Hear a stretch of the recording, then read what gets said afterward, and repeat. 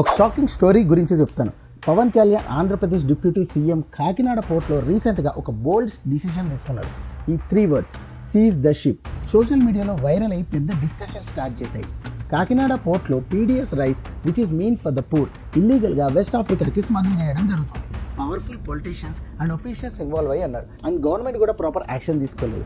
ఈ ఇష్యూ పెరిగింది, పబ్లిక్కి టెన్షన్ వచ్చింది. పవన్ కళ్యాణ్ సర్ప్రైజ్గా కాకినాడ పోర్ట్కి విజిట్ చేసి ఇల్లీగల్ రైస్ స్మగ్లింగ్ని క్యాచ్ చేశారు. ఇక్కడ 640 tons రైస్ ఉంది. స్మగ్లింగ్ చేసే షిప్ ఉంది.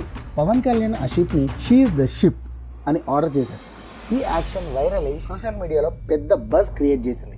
Pawan Kalyan bold stand against corruption and illegal activities చాలా ఇంపాక్ట్ చేశాయి. He proved that the true leadership is about taking strong actions.